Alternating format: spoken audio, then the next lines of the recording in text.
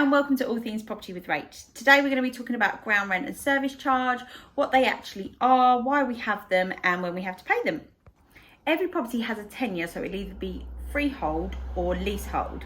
Houses, bungalows and any property that stands on its own land will usually be a freehold. Although you can have a leasehold house, these are very rare and usually in old mining or shipping towns. A leasehold property is usually a flat or a masonette, and whilst when you buy a leasehold property, you own the bricks and mortar of the property, a freeholder will own the land underneath it. And any communal parts of the building, such as if there's a block of flats, such as communal gardens, stairwells or corridors within the building. As flats and masonettes are usually built on top of each other, not each owner of each flat can own the ground underneath. And that's when you have a freeholder that charges you a ground rent to rent that ground that your property is sitting on. There's two types of basic ground rent that you could be charged.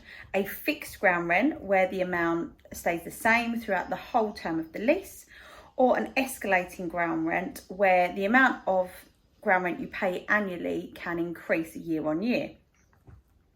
It's really important when you're purchasing a property that you're aware of what ground rent you'll be paying and what's detailed in the lease agreement, so that you can budget this in for yourself when you are looking at your cost per month. When you're purchasing a leasehold property, your conveyancer, as part of the transfer, the legal transfer, will look at the length of the lease, the amount of ground rent, whether it's fixed or escalating. And if it is escalating, it will tell you what it has increased by previously and how much, so that again you can gauge that moving forward what your cost might be. On a leasehold property, you will also have a service charge. It's usually a monthly or can be an annual cost that's charged to each flat to cover the maintenance on the building and the communal areas, and building insurance costs. It might cover things like cleaning of stairwells and hallways, gardening, or general maintenance of any communal areas.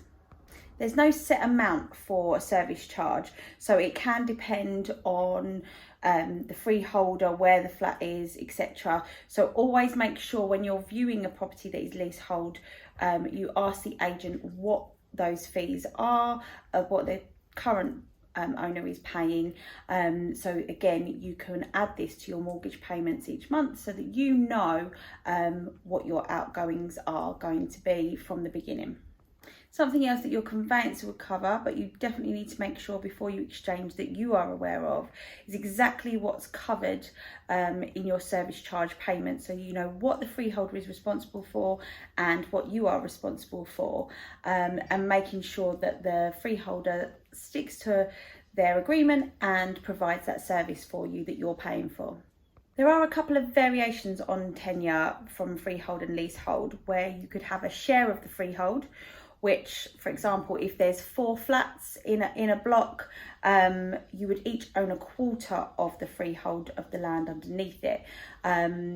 Just a few things to be aware of with this is that there is no management company to source quotes for any work that needs doing or agree on quotes. So all parties need to agree on what company you're going to use and what works need to be done. It might be when you move into a property that you're happy with the other owners that have a share of the freehold, but obviously these can change, and as you sell or they sell the property, you get a new freeholder come in. So that can be a bit tricky, and making sure that you have everything in writing and drawn up legally is the best way forward with a share of the freehold. There's also what's known as a flying freehold. This is where a section of a freehold property extends over and above or below a neighbouring or adjoining property. So it could be a room or a balcony that extends over a passageway below, where you own that room but you don't own the ground underneath it. There's lots more that you could go into with regards to leaseholds, freeholds, ground rents and service charges, but if there's any particular questions that you'd like to know, or anything that you've had raised that you'd like me to answer, then do please get in touch and leave a comment below. As ever, don't forget to like and subscribe, and I'll see you next time.